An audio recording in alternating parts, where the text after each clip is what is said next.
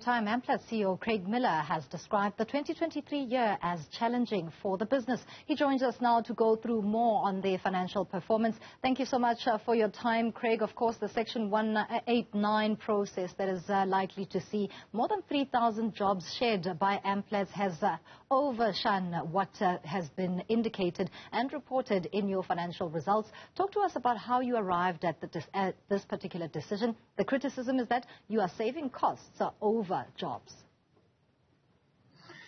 Thanks very much and good afternoon.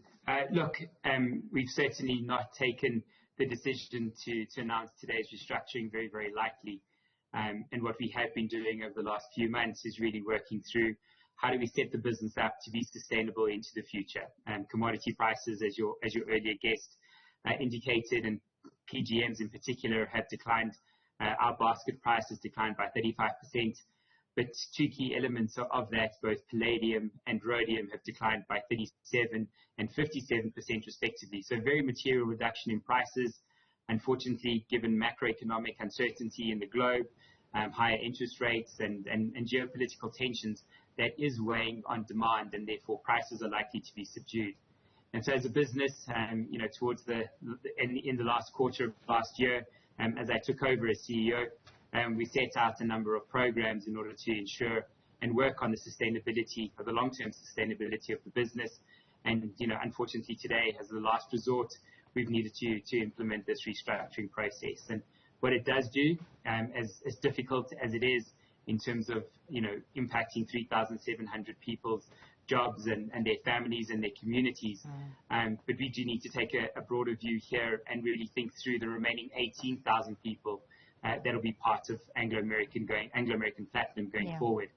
And that's really been part of the thinking in terms of how do we ensure the long-term sustainability of the business, and therefore taking the decisive action that we've needed to take on the back of this falling price environment that we've experienced in 2023.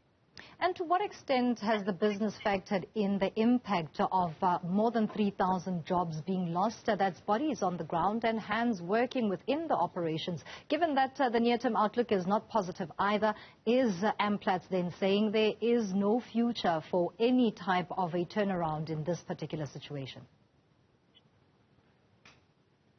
No, look, as I said, certainly, the decision today to announce the restructuring and impacting the jobs has been taken as a last resort.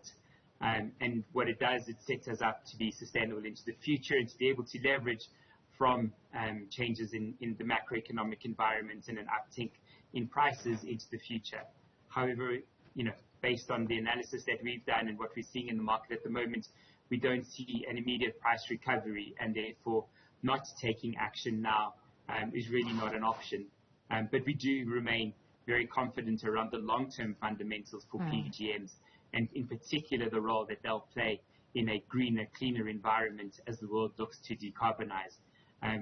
PGMs have extremely unique properties, how they've been deployed in internal combustion engine vehicles today in terms of reducing harmful emissions from exhaust systems. In the future, they'll play a role in the hydrogen economy, and certainly play a role in mobility in that particular space. So we're very confident around the long-term outlook.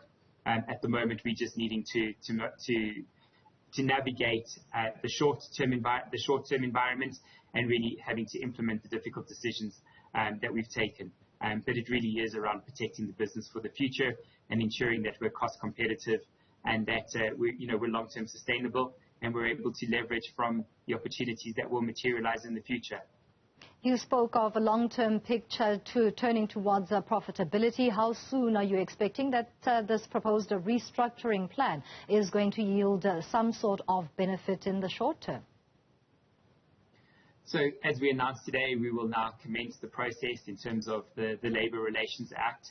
That requires us to go into consultation period with a consultation with those affected employees.